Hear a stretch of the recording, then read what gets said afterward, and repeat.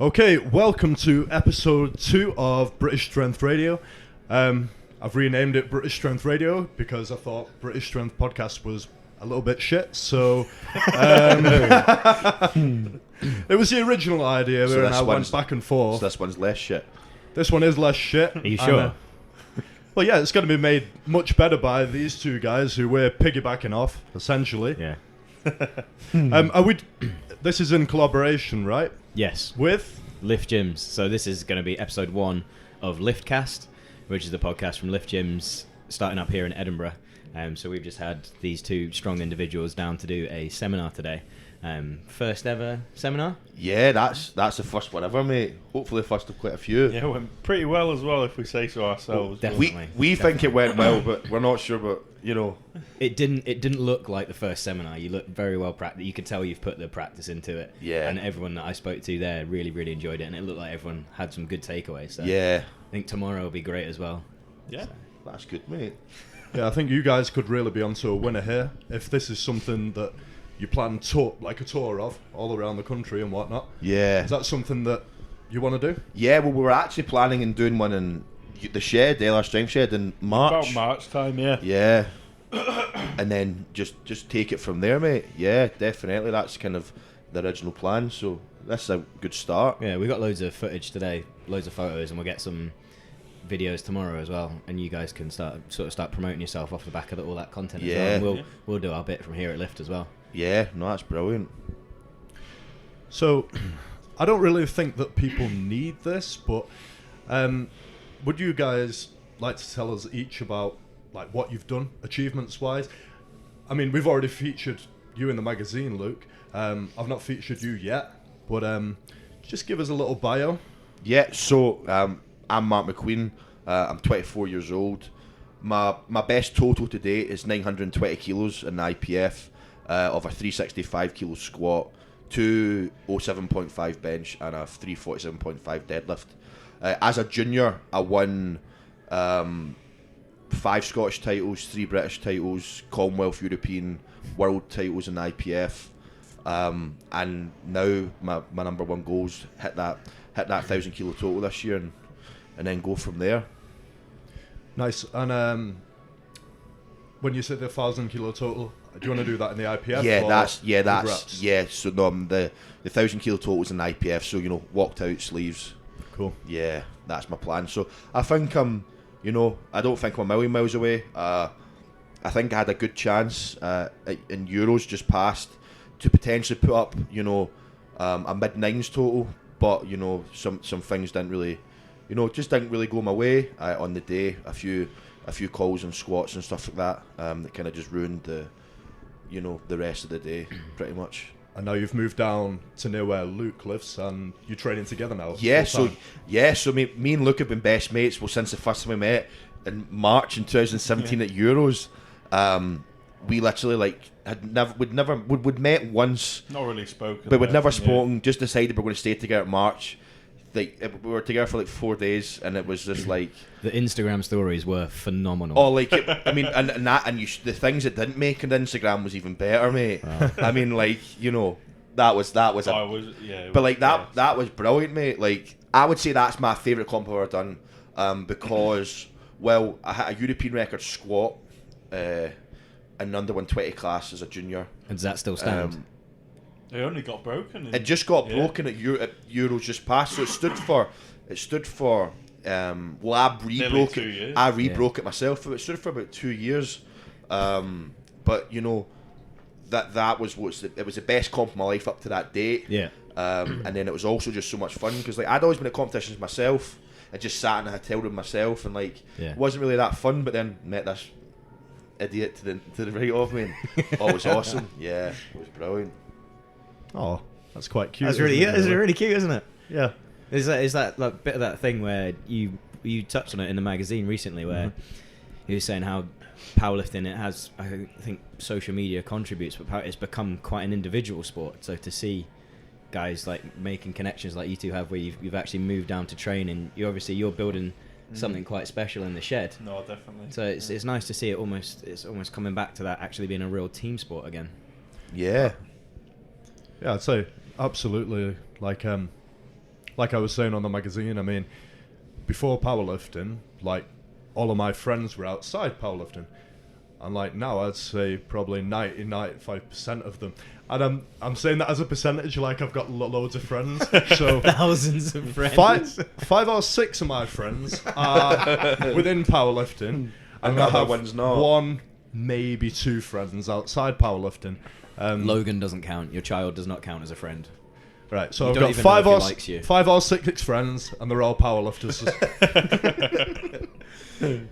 But yeah, I mean that was it, mate. Like I've wanted to move down to Leeds or Yorkshire for a year, but then after Euros, didn't go my way. Just was one of those days where things just don't go your way. No, it just is what it is. But I was just like, screw it. Like let's just the 1,000 kilo total is what I want to do. So let's put myself in the best possible opportunity. And the problem is at the gym I was training at. It was only really me and maybe really, one or two other, boys that would train there, and it just wasn't. It's a great gym, but it's not, what I felt I needed. If that makes sense. You got if it's something that you're so single-minded towards, you've got to give yourself the best possible chance of achieving that. Yes, literally, I just decided that sitting within 3 weeks of deciding it, I was literally living in Yorkshire. God's country. Yeah. Did you have many people who, like, you had to leave behind, and do you miss people from Glasgow? Well, my girlfriend's in Glasgow. Wow. So she still lives in Glasgow. I don't know how I managed to convince her that was a good. This is all a good idea. I'm not even sure. I'm not even a good ride, so I don't know. Yeah, and then my dog as well. Well, she's the family dog, but I've always seen her as my dog. But like, she is the family dog, so I wasn't allowed to take her. I could not leave Titan. Yeah, so and then left like even like my brother's like a best mate, and then like I've got a couple of our friends, but I think moving down with Luke, he's my best mate, and then also just being in the shed and just it's definitely what I feel is necessary. And speaking of like doing the necessary, I know Luke, you're programmed by not Mike, by Jim Ellie. Do you two both do the same kind of thing when you train, or are you programmed by somewhat different? I'm programmed by Jim as well, so we're both programmed by. We definitely, I would say it's not similar, but it is similar. So like our days of the week are the same. We train, Session length is pretty similar as well. Session length is similar, but like actual sessions, they're just different, aren't they? They're not. I wouldn't say we train like that similar, to be honest. No, like for example, like when you're in the block you're moving into, like we'll both squat and bench on a Monday. We'll both deadlift and bench on a Tuesday. We both just have bench only on Thursday, and then Friday's kind of like safety. Mine's like a lower body accessory. Yeah, that's mine. Like safety squat bars, split squats, stuff like that. So it's like same kind of days, same movements each day, but the actual reps, sets, periodization's quite a bit different, definitely. See, that's what I think is wonderful about powerlifting training, because if you can pretty much guarantee that you can find a training partner and you can start with the same movement, or you can do the same movement on the same days, but your programs can be completely different. Whereas, like, say for example, bodybuilding training, if you're both kind of set towards a goal bodybuilding wise, one of you wants to start with leg press, one of you wants to start with leg extension, and then bodybuilders are like little bitches anyway, so it's like causes Hang on, Al. Hey, mic drop. Hey, I have been a bodybuilder, and I have been a little bitch, and but usually the two of them start by going into the toilet together as well. Can't tell you about that part, guys. But Controversial. So anyway, yeah. I can't remember where I was going with Luke, this. tell us about yourself. So I'm not a bodybuilder. Yeah, please, Luke. No, tell us about yourself. Right, so my name is Luke Richardson, 21 years old, and most of my major achievements in powerlifting kind of came Last year, it was my most successful year. Competed in June at the World Championships, won that with a 960 kilo total, which was a world record total, European record squat and a world record deadlift. And then I competed at the British Championships in October, where I totaled 1,000.5 kilo and became the youngest person in history to do so. The only person in Britain to do so at the point as well. Why are you This side of the room. Oh my god! Why Mark did I Macqueen take dropping straight fire on the mic. Boom. I took a second this to is click gen- on there, but so Hold on. I'll take a time out, right? I'll take a 5-minute time out. You just right? concentrate on that subway for I'm 5 not- minutes. calm down. So at British, I totaled 1,000.5 kilos. Safe to say, the first, the youngest, and the only person to do it in sleeves from the UK, right? Yeah. But I was the youngest person to do it in wraps or sleeves. Right, Yeah. mate, just to, who was before you? Was it Lillibridge or was it Wheels? Eric Lillibridge. So you beat Eric Lillibridge's Yeah. total, and you were in wraps. In in sleeves. sleeves. In sleeves, sorry, And he in was the wraps. IPF.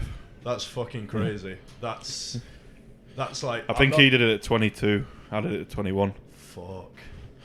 And Nice. then Rarefied company for sure. Yeah. And then at Euros, so I had quite a quick turnaround after British to Euros, and then at Euros I totaled 1,010.5. So that was that I did the biggest squat in European history in sleeves. At that, I squatted 403, bench 222.5, and pulled 385. So that was I think that was like an open European record squat. Well, it wasn't a world record deadlift because Pavlo was there, also pulled it before me, and then it was a world record total for some reason, even though he did it first. But I'm not sure. Like, I've got certificates for that. But We had that on. We had the Streve. You both broke the world record, and you both get certificates, but his name goes on the. no, both our names is on it. Right. Oh, cool. Yeah. Brilliant. So Great, yeah. So we had that stream on live here at Lift. all right. We were watching it. It was crazy. Just like No, it was good. Pavlo's a big boy, isn't he? Did you feel pressure? Yes. Just because it was like, I mean, definitely the attention started to pick up a lot before Euros, and we were making it that way, like the whole way we were kind of talking about it, promoting it, whatever. And I don't think it let down, to be honest. It was absolutely as close as it could be without like the other guy. Like, to be honest, that could have really gone either way. You on won, an either you won day. in bodyweight, didn't you? Yeah. Yeah. Same total, one on bodyweight. Maybe You don't- that's why you've got the record. Does that apply to records as well? I don't know. I don't know. You did do the total first. No, you No, didn't. he did. Yeah. Yeah. Oh, if you're both maybe because it was the same comp, you both just get put on it. Yeah, but that's where I'm at now, 1,010.5, and then yeah, And that's, New Year. See where That's we go still from the there. biggest total in Britain. Yeah, Yeah. Raw. yeah, sleeves or wraps. Yeah. So talking about feeling pressure, Mm. obviously, any athlete of your age, your ability, this, that, and the other, they're gonna feel some type of pressure. Doing stuff that no one else has done. How did you deal with that? Don't really think about it, to be honest. Again, it's all kind of about like doing what I want to do, like regardless of the fact that like no one else has done it before. Like, I'm just trying to be as strong as I can be. And again, I've kind of grown up my entire life, as I'm sure many like good sports people have, just playing competitive sport from day dot. Yeah. So I'm used to the feelings of pressure, and if anything, it actually makes me better, makes me perform better, makes me train harder, makes me like do all the other stuff that I wouldn't otherwise. And then on comp day, I never feel anywhere near that strength anywhere else than I do on comp day. It's like walking on water. Yeah. You know the work's done, I guess. Yeah. Well, that's it. And as well, it's kind of the perfect combination of everything you've got. A, not feeling the pressure, and B, actually being able to transfer on comp day.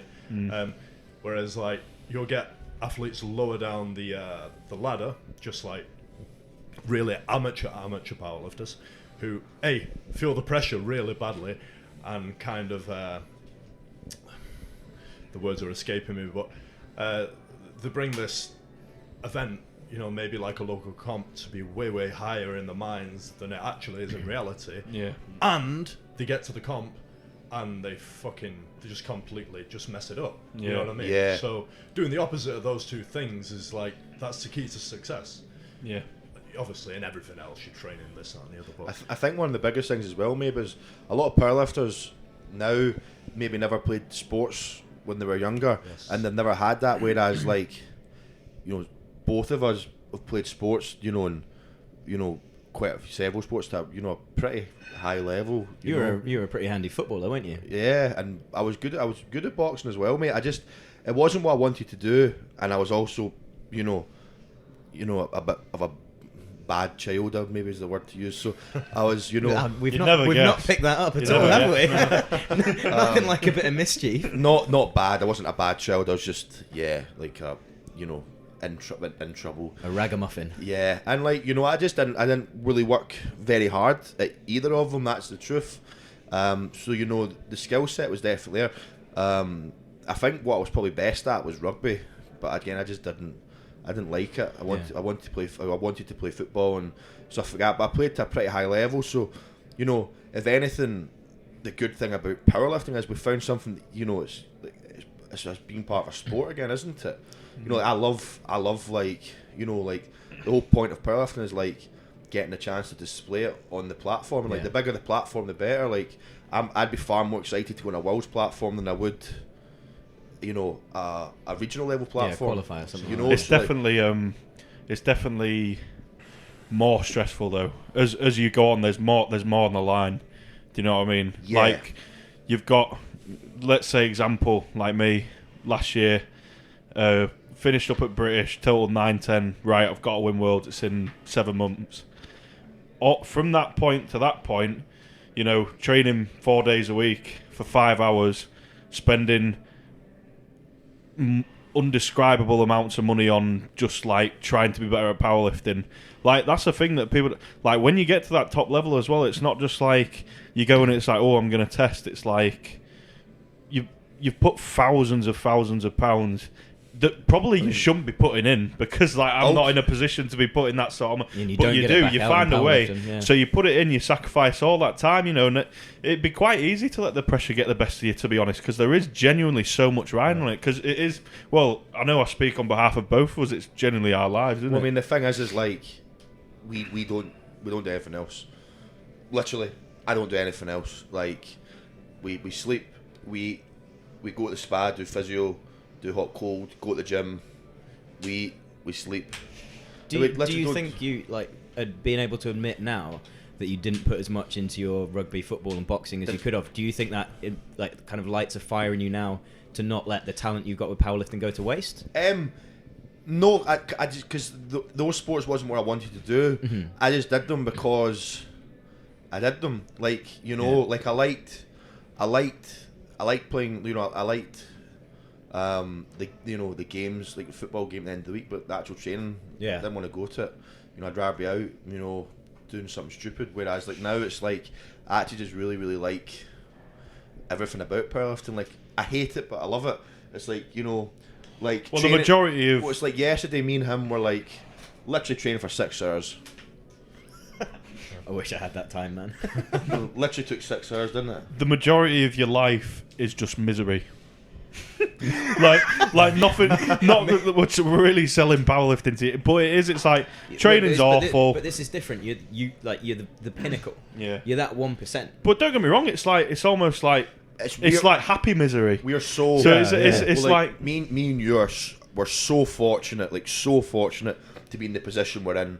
But like, it's just like every day, like things always hurt, things are sore, training hurts, and as well, I think it's almost like with training, it's like, do you know now some things are like not very fun at the time, but then they're really fun after. Yeah. And some things are like really fun now but not fun later. It's like a roller coaster is really fun now but not fun tomorrow. But whereas like with training, I don't find it fun at the time, but after it, it's like say like for example, competition, right? Like literally like British Championships last year. So like I didn't compete in the IPF for like a year. So basically I moved from under 120 kilo class to the 120 plus class. Hadn't competed in IPF for a year, and was like, you know, turned down squads to go to Worlds because I wanted a year to like move into the weight class. And then day before my comp, I'm just like, I just want to go home. I hate this.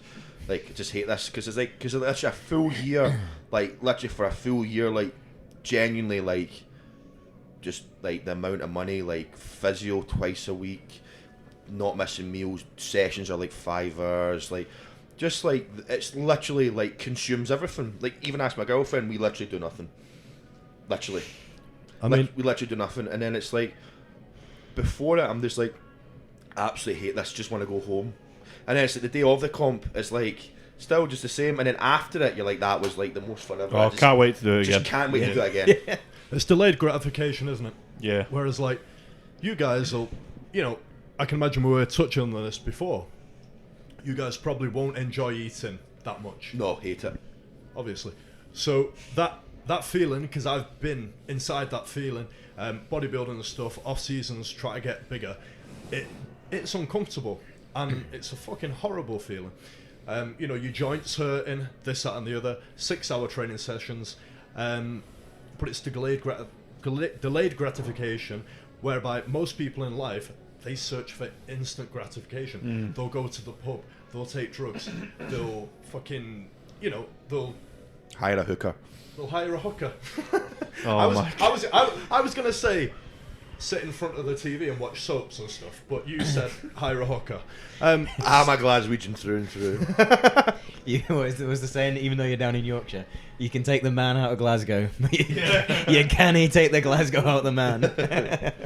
But that's the whole thing, isn't it? This is more fulfilling than the average life, the average way of getting... Oh, definitely, like, I wouldn't, like I said, like, amount of food we have to eat is really not fun.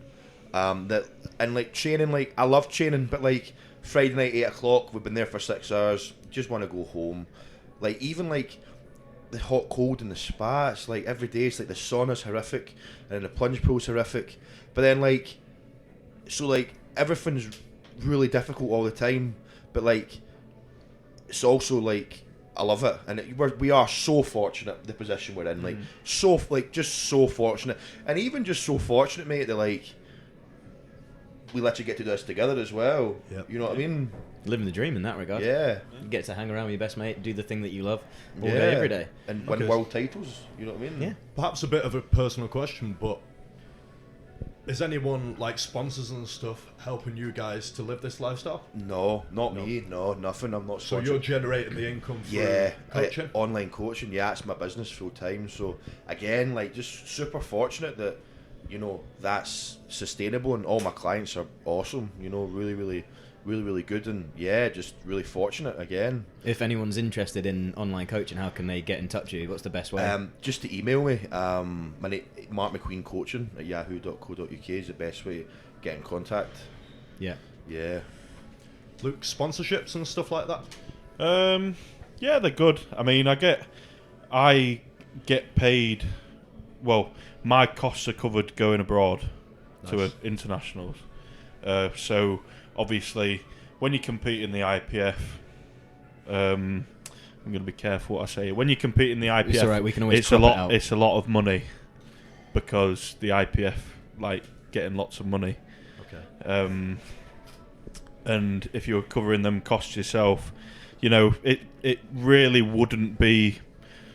Do you think it'd be unreasonable to say you go abroad and it's easy to sink $2,000 into it if you go? Well, when I won the year I won Euros, Commonwealth, Worlds, 2017, I was probably about $6,500 of expenses, and I was, you know, part of it was not so bad because I thought I could put it through as an expense in my business, which got turned down, so that was great. Oh my god. So yeah, I get cost covered for that, which is obviously brilliant. SBD pay for all that, but in terms of like actual actual money to live the life I live, I'm a lifeguard and a swimming teacher, and then I also do a bit of like coaching stuff on the side as well, and that sustains me. I still live at home, and yeah, that's it. Just again, it's not about like making money now, because I know I'll be able to make money later with everything that comes from it. But in terms of like right now, all I need to do is sustain myself enough where I can get to the point where I begin to make money.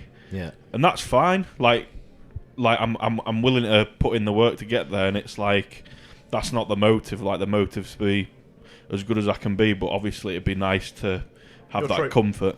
Your training now is an investment. Yeah, in a way. So let's talk about strongman then. Yeah. You said. Oh my. Motion sensor. There we go. Let's talk about strongman lights go off. You've said that once you're out the juniors, you said this in the interview we did, and you've said it loads of time, that you're going to move into strongman. Have you done lots of event training before or stuff like that? Or dabbled in it. Not really. And how have you done? How did you find it? Well, the only time I dabbled in it, I was like an 830 total, and it came pretty naturally. Right. So it's something you enjoy to do. You could potentially enjoy it more than powerlifting, do you think? Definitely, yeah. Okay. And obviously, do you feel like body weight's going to be an issue? You're gonna. I think if you look at the newest generation of strongmen that are coming through, like Martin Martin Lisses, these guys aren't. I mean, obviously they're large, but they're not. You know, Brian Shaw, 200 kilos plus, Thor, 200 kilos plus, Eddie at his peak was 190, 195. 196, I think, the sort of the next generation coming through. Even Thor is now, even though he's so big, because he's tall, he's very mobile still. Yeah. There's definitely a new breed of strongman. We were part of the Giants Live crew last week for Britain's Strongest Man, so we were, doing all the apparatus and stuff. Shout like out that. to Phil Roberts, by the way, on that. Hope he makes a speedy recovery. Yeah. Good luck, Phil. Yeah, thoughts are with him, but and we're both sitting at about 146 to 148 kilos, and there's a few like Luke Stoltman, he's like 155, like he's big, like Luke is big. I bumped into him at the SFN, yeah. But like when you watch his Instagram and then you see him in person, like he's deceptively like he is big, like you watch him his Instagram, he like that's a big dude, but when you see him in person, like he's just like you're like, yeah, that's a big guy. But and like Hicksy, that's a big guy as well. Like he doesn't weigh as much as us, he's bigger. Yeah. But like He's shorter as also Hicksy. Yeah. Realistically speaking though, like we're both 6'3", 146 kilos. They're not, and Britain's Strongest Man, we're probably fit right in size wise. Yeah. Obviously, you'd both, if you fancied it, you'd have a really good base with a static strength. Yeah. How mobile are the two of you? Have you ever done any sort of yoke work, any loaded carries, things like that? No. Does gym incorporate that in your off-season training, or no? Everything's just static. I think from again sporting history, like when I was 16, I was like, again football, boxing, like I was much better at all that stuff than I was at lifting weights. Yeah.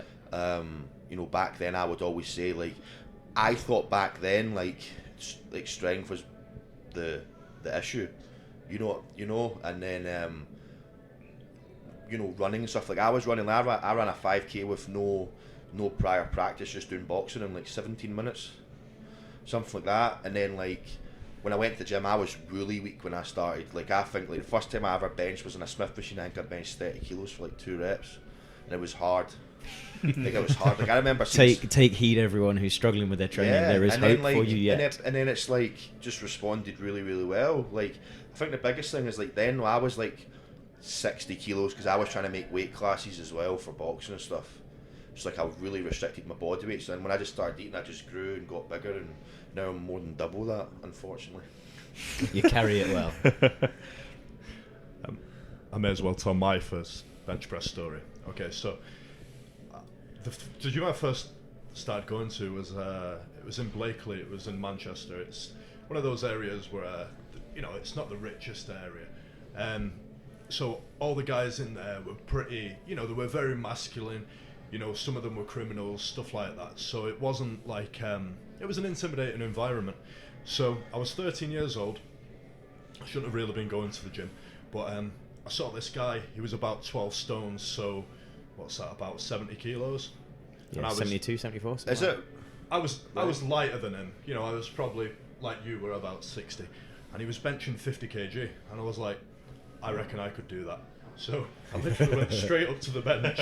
There's a free weight bench, so I got over there, lay under it, got what I thought was the right grip, unracked it. Here we go. Boom! Straight down on my chest. So I lay there for a little bit, and obviously, like, these guys who weren't very big, they were a little bit jacked, and they were like gods to me, you know what I mean? I wanted to be like them. Believe it or not, I thought Vin Diesel was massive. That's why I started going to the gym, because I saw him with his top off in the movie. He is pretty jacked, to be fair. Was he jacked? Was he really In jacked? Triple X. In Triple X, he was movie. That's the jacked. movie. Furious. That was a movie I saw him in. He was Anyway, jacked. So Your perception's probably been warped by the people that you hang around with now. Like, obviously, you're sat in a room with two other massive humans, so to normal people, Vin Diesel is a muscular dude. yeah, and he was to me. So anyway, these guys were like gods to me, and I was just lay on the bench thinking, fuck, I'm gonna have to ask for help. And after a few attempts to do basically a dead press off my chest, I just went, help! Help me! And I was recovered. And the guy basically gave me some really sound advice, to be fair. It was just a guy who recreationally went to the gym, but he said, lower the weight, do sets of 5 and 6, just gradually build it up. And if you need a spot, ask me. And that's what was what you should say to a young kid who's It's just actually getting into it. quite surprising. Usually, that's actually really good advice for, a For gym. some chav from yeah. What was your first bench press story? You were Probably 200 You kilos. were always you were always big, because like when I started the gym, like I didn't hit puberty till I was like 17. Genuinely, like I was like 5'4" when I was 16, something like that. Stop recording now. Do we know when it stopped recording? No. Oh no, that was recording, not that, because I looked at that like when you were telling that bench press story. So that was recording when you told that bench press Why has story. it gone off then? Maybe it's got a timer. It's alright, we'll keep an eye on it. That was definitely on your bench press story. We could you just put a video of you bench pressing in the gap. Right, But, I need to get some type of professional camera, don't So, I? Yeah. so I think like when I started lifting weights, Good was job like, this thing's still... was- Sorry. was like when I started like like actually developing. So like I think that's why I also gained weight, and maybe that's why I was also so weak as well, because like I was like 5'4" and like A cloud of estrogen. yeah, and then like all of a sudden like I grew like 6 inches in like 3 months. It was ridiculous, and then now I'm 6'3" and 123 stone. But you were always big. Or bigger. I wasn't always You were big. for your age. You were always a big. You were always When big. I was younger, I was Was it big. rugby you played as well? No, I played football pretty much my entire life really, and then I started like I went to bouldering, climbing. Again, I wouldn't say I was pretty late developing, to be honest. My entire kind of developing was in sport, in powerlifting really is when I really hit it. So I mean, I'd always been stronger than everyone else. Like that was something that was quite clear from a young age. Like Yeah. I was always the fastest. I was always the strongest. Like even when I was like really young, like doing sports day at primary school, I'd fucking smoke everyone. But like, If you say so yourself. yeah, sound. so like, yeah. I think well, even the first time I benched it wasn't anything. I think I benched again like 30 kilos, 40 kilos, something like that. Josh, he benched like 180 the first time Yeah. he went to the gym, didn't he? He's not going any better though. No. I think it's rare that you find massive benches in the IPF, especially. Apart from big TD TD, Smash, yeah. Thomas Davis, he's benching 300 raw. So who is he? He's a guy called Thomas Davis from America. and he's bench only, but he'll squat and pull 700.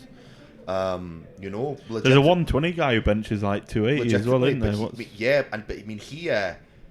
He'll do 300 in a t-shirt, and it doesn't look difficult. Like I think he's a 700 pound bencher just waiting to do it. But there's a guy in the 120 plus class who legitimately benches raw more than he deadlifts. So he goes and he squats. I think he squats maybe 300, and then he'll go and then he benches a world record 282.5, and then he'll pull raw 280. That's one of my favourite meet results ever. Was when I think it was the first time that Josh Cannon did a full power meet. I believe it was down at Eastbourne, and the results went out, and I thought it was a typo. He squatted 272.5. Benched, I think, 265 and deadlifted 272.5. It was just magical. I just can't comprehend how that's possible. Someone's bench can be so close to their. I don't think he was pushing it. I think he's since gone over 300 on both. But his bench is still the biggest raw bencher from the UK. Yeah, I think his 275. His benching is absolutely insane. But even Nick at the seminar we had today, Nick Whitecross. Nick Whitecross, shout out there. He's benching 260. You know, he's benching 260. You got big Gavin Hughes down from DL Fitness in Rill. He's Dale probably the guy Longford's with the gym. most kind of raw talent, I would say. He's 260 or 265. He's done. I don't know. I think it's 260, maybe 265. Apologies, either way. But he's there are some good benches coming through from the UK. Yeah, there's a guy from I don't know if there's the same guy, but I think Rhian Lovelace has coached him a little bit. But he trains sometimes out of the pit gym in Bishop Auckland, which is kind of northeast. I think he's a 250, 260 guy. I'm sure I've seen him down at Chaos with Rhiannon. But yeah, like you say, there are a lot. How many 500-pound benches? You've just hit that mark, haven't you? Yes, yeah, in my last meet. Yeah. I think in the next 2, 3, 4 years, I think Britain will have quite a few good 1,000 kilo totals. You know, more. I think they'll catch up quite. But I think time for Mystic Mark. Predict him. Who's going to get there? The next three. I think Sam Bollins will hit 1,000. Yeah. At Pro Raw.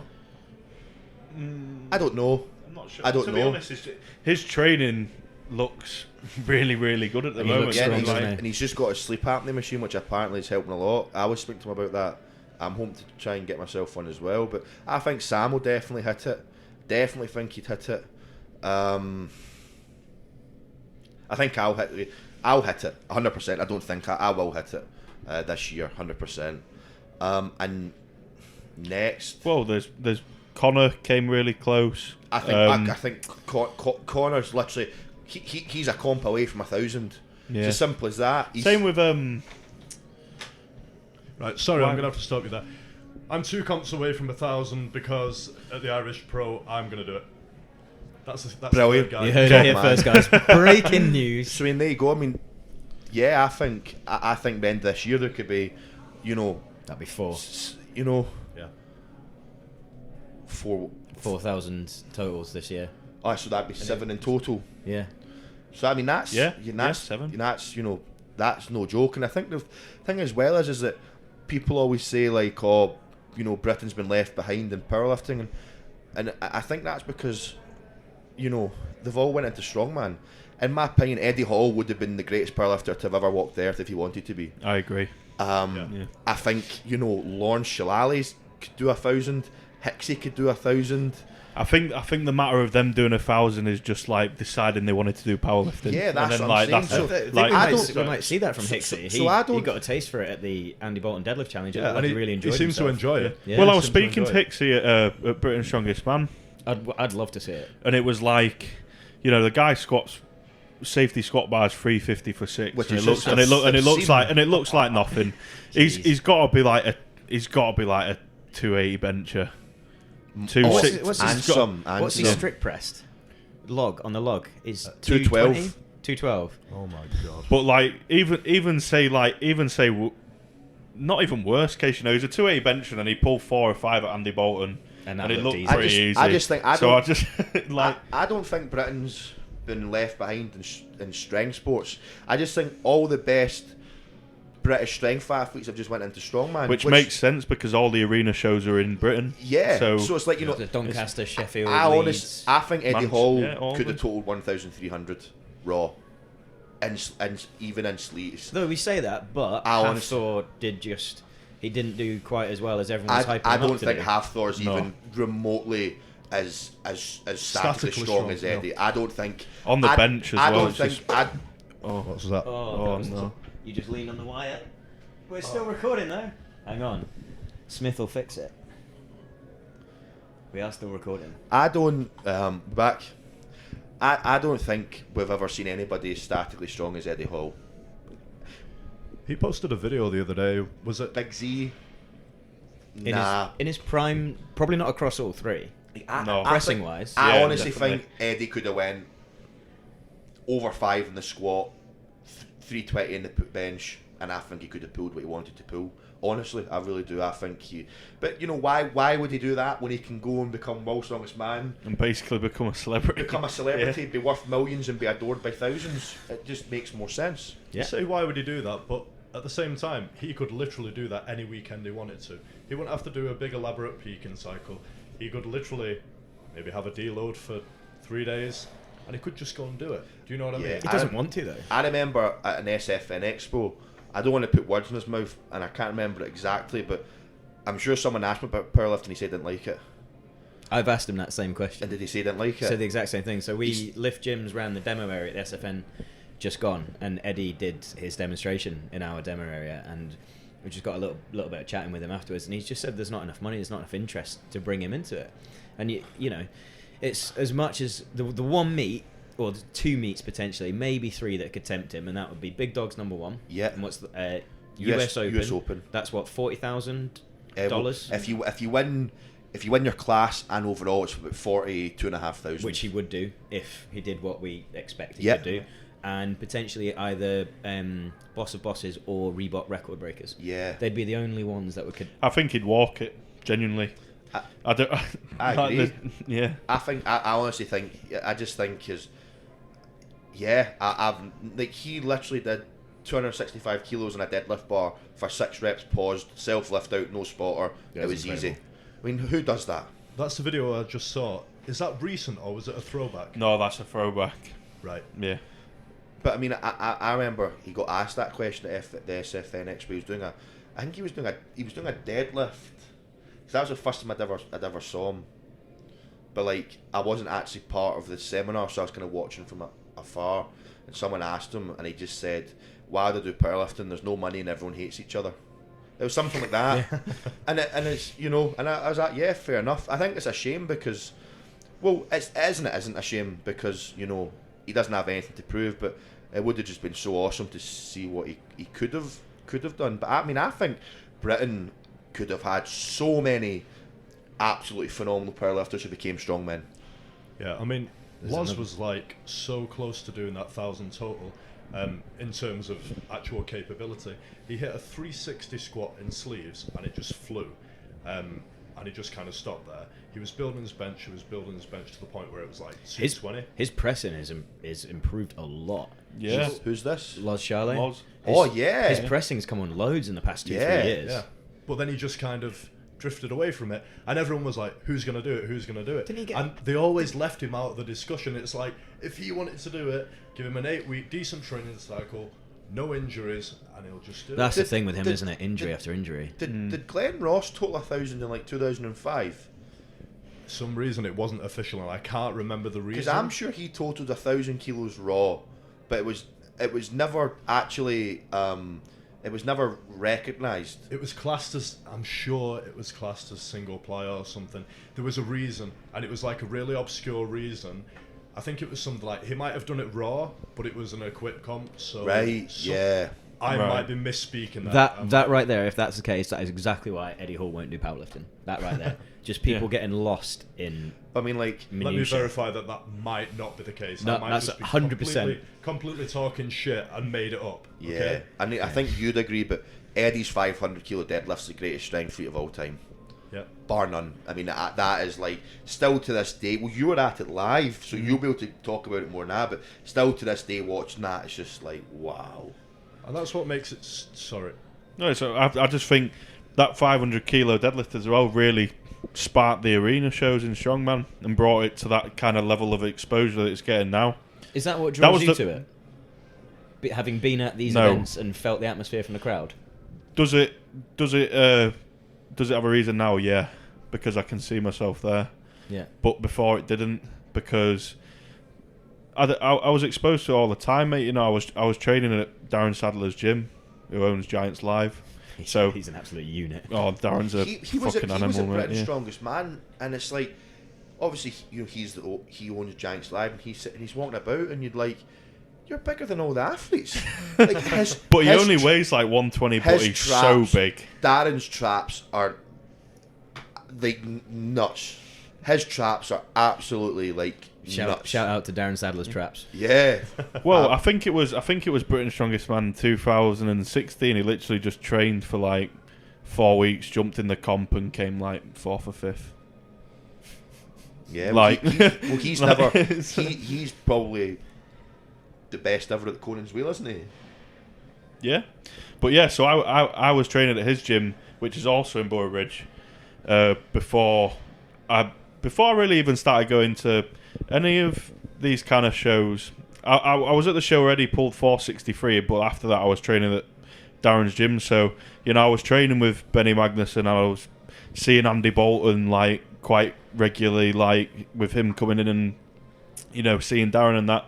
So I was definitely exposed to it, and of course I was exposed to strongman because it was like their strongman, like the strongmen. Yeah. Like like although I was trained as a powerlifter, it was like all the like really big guys were strongmen. So I was like, oh, I want to be a strongman. And it's just so cool. Like, it's something. Yeah. Oh my god. It's something. Yes. Also, it's something, you know, you've wanted to do forever, and it's something I want to do. You know.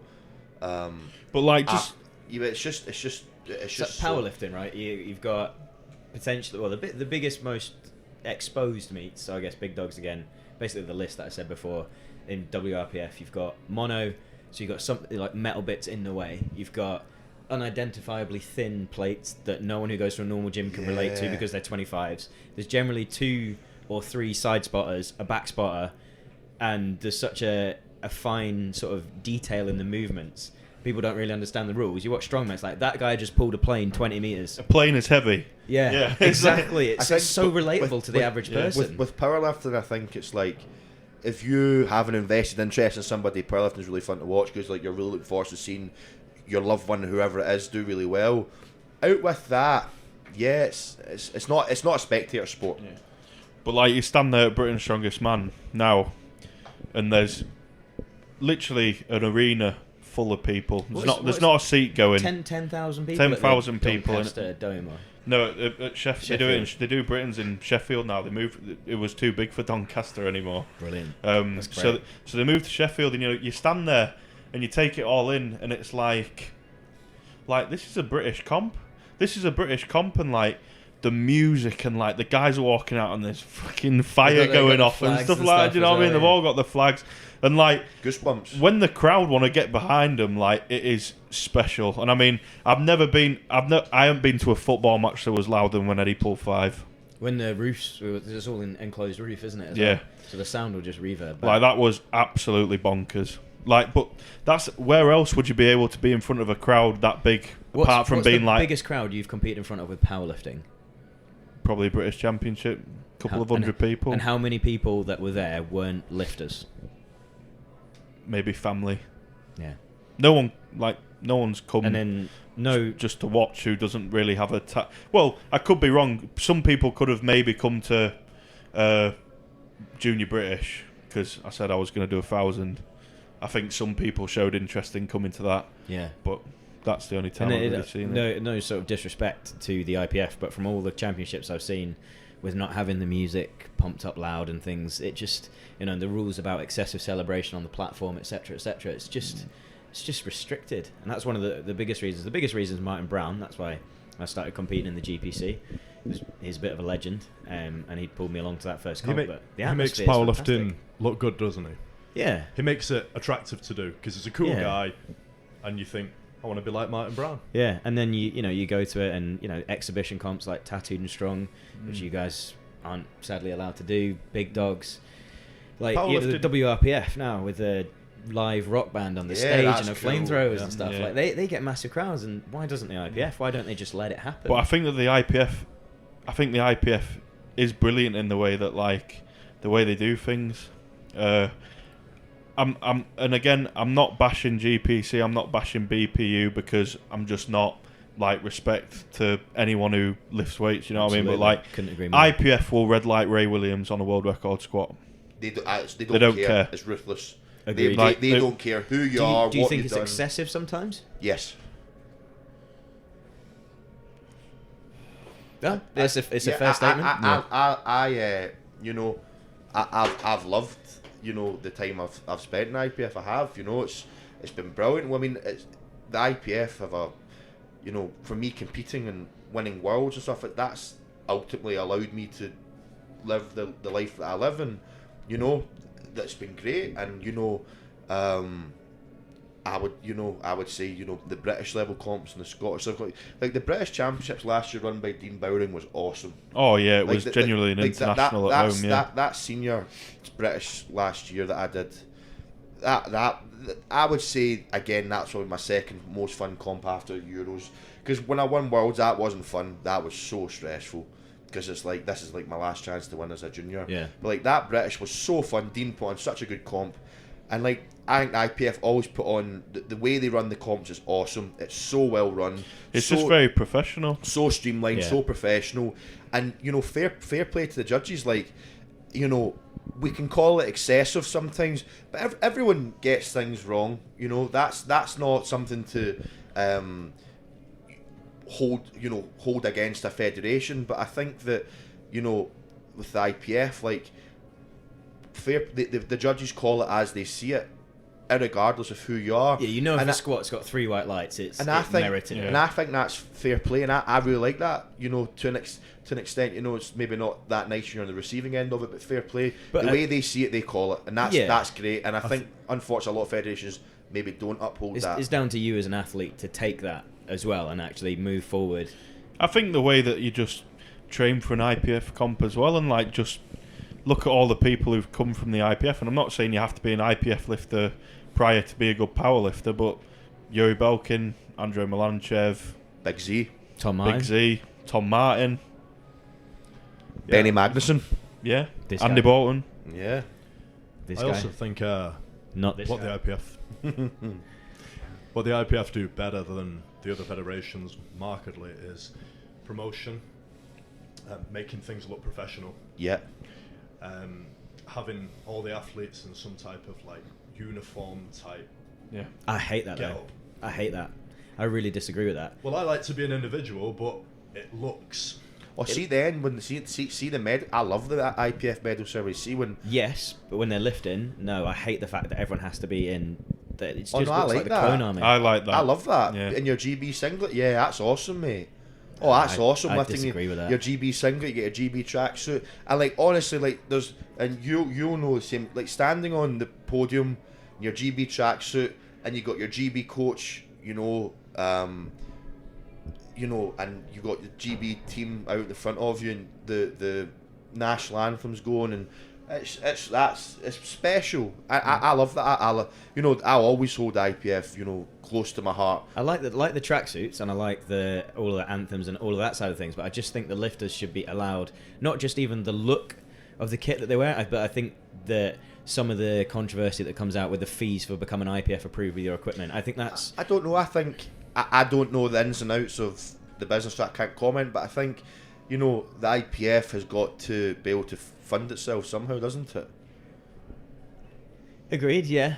But I don't know, I just think people should be able to wear what they want. Fair enough at an international comp if GB decides that they want a team kit, fair.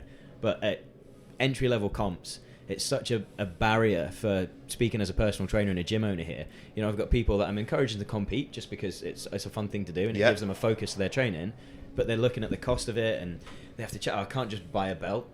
I have to go and check which one it is. I have to be so specific about my wrist wraps, or if they've already got wrist wraps, those aren't IPF approved, you have to buy these ones. The barriers to that, whereas the other federations, you can literally just pretty much rock up in whatever you want. Yeah, no, I can see that point. Just buy all SBD equipment if you're gonna start. Shout out to SBD. No, SBD have been great, especially I know to you, but especially to me as well. SBD have been awesome. Their equipment, in my opinion, is the best. But look at who they're getting behind now. They're behind powerlifting, strongman. They're everywhere. Weightlifting. They've got weightlifters sponsor now as well. Yeah. They'll be good. So, I mean, if they're looking for a podcast to sponsor, for example, get in touch. It's not always as controversial as today. It started off quite controversial. I think it's mellowed a bit. No, it was that was all jokes. That was all jokes. Did you just hear that tumbleweed rolling by?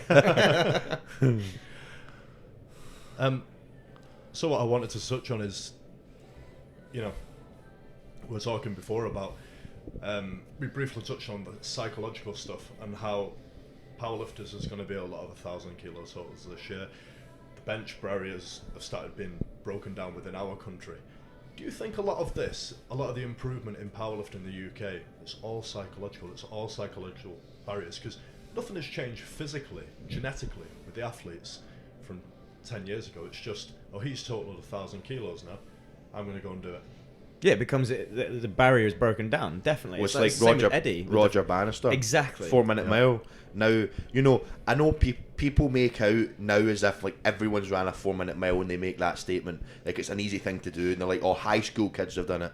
Like, not that many people have ran a 4 minute mile, but like at one point that was like said to be impossible, and then he comes along and all of a sudden everyone else is like, well, I could do that. The 2 hour marathon, the Nike sponsored athlete in their new shoes just tried it and he fell like a minute or 2 minutes short. So that's going to fall in the next however long. Usain Bolt going under 9.7, under 9.6, even 9.59 in the 100 meters. That's crazy. 9.58, yeah. All these things. And Michael Johnson with his 400 meters, they said that world record will never be broken. And the guy from one of the Caribbean islands, I can't remember, I think it's from Trinidad, he smashed through that. So as soon as something gets broken once, I think definitely. I think records will always be. I don't think anything is unbreakable. I think as well as time goes on, I don't think it's not that athletes get better, because our athletes different today than they were 20 years ago. Maybe not, but I think it's more knowledge, training knowledge, recovery knowledge, and everything else that comes into it. And access to that knowledge younger and younger as well from the starting point. Like powerlifting, strongman, CrossFit, bodybuilding, they're all well publicised now through social media. People have got more access to them from a younger age. Yeah. And people have got more access to better gyms from a younger age as well. So you're getting, no longer just a 13-year-old walking into a random gym. There's a pure gym, there's a gym group on every corner, every town you go into. You're more likely to run into someone who knows how to do it properly. Yeah, and all the information's there on the internet. Everyone's got it on their... Yeah. And everyone's got the internet on their phones, or most people. And I'd say powerlifters are a friendly bunch. Like anybody could message me and ask for a little bit of help, and I'll help as much as to my knowledge. Same with you, and same with obviously both of you, and like yeah. I mean, anyone can message you and ask to come to the shed, and it'd be sound. Come down, we'll help you out. Doesn't matter who you are, what you do, what you lift. It's exactly what you said earlier, Luke. Respect to anyone who wants to step on the platform or better themselves, even if it's just in the gym. Yeah, totally, mate. Yeah, like, anybody who's taken that initial step to better themselves, that's awesome. Should be supported, because, the only way to do it is to take that first initial step, and that's usually the hardest one to take. Yeah, agreed. So it would have been easy for you, and after your first bench press, you got pinned to the bench to just walk away and never go back to that gym, but you went back. So big respect to that random guy. Exactly. He started all this. Without him, maybe we wouldn't be here in a room. Maybe he's listening right now. You never know. I hope he is, and I can't remember what the guy looked like, but I'd like to find him. Random guy, if you're listening to this. So basically, if you're listening to this and you remember some absolute chavvy little idiot getting pinned on a bench and shouting help in the middle of which gym? It was Blakely Health Studio. Blakely Health Studio. In what year? Then get in touch with British Strength Radio. I was 13, so that would be like 2003, 2002, maybe. I don't know. You tell me. Yeah, 2002. Yeah, but yeah, no, it's powerlifting. There's a friendly bunch. There's definitely misconceptions out there as well that see people in the gym lifting a lot of weight, shifting a lot of tin, making a lot of noise, a lot of hype. Well, like It's often, to be fair though, in my experience, it's something that got drilled out of me quite early because of who I was lifting with. Like, those people are always the people that are like just bridging over being like just better than like the average person.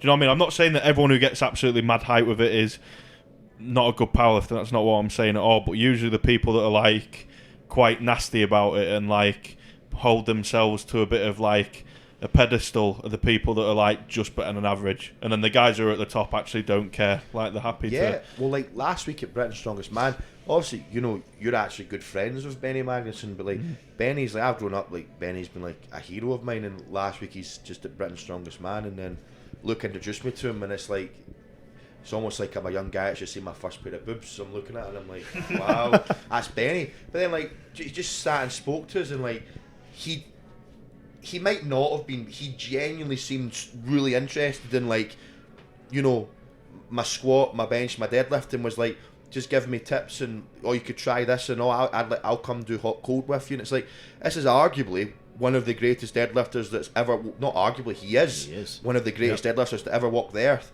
It's like, just talk to me and seems really interested in what I'm doing, and you know, he's helped you a lot when you were, you know, not that strong, and like just such a great guy, like But I think environment obviously is a massive part to play in that. If you train at a pure gym and you're screaming and shouting and squatting 180 kilos, like probably think you're top dog, don't you? But then come to a place where people are lifting stuff, it just becomes the norm, mate. You know, it was the norm for me to see people deadlifting 400 kilos.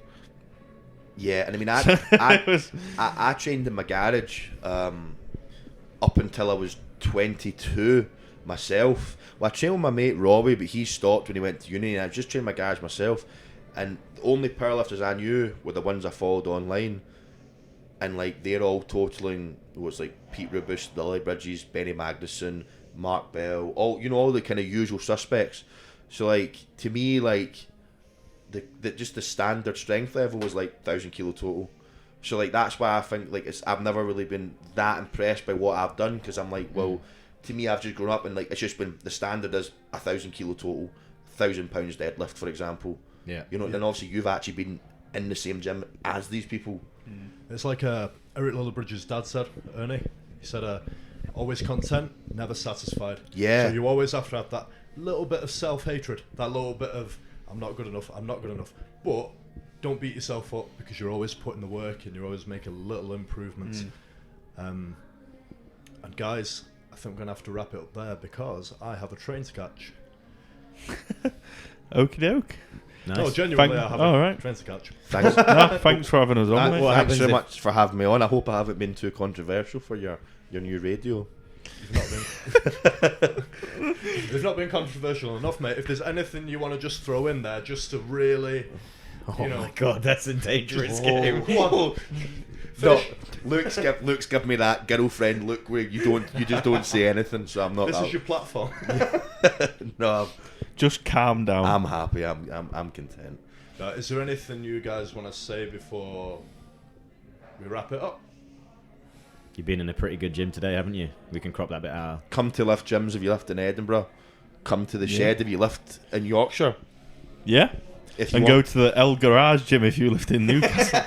Don't come to El Garage gym. No, that's not cool. And if you want the private stories from the Euros, then DM us. Thank you, guys.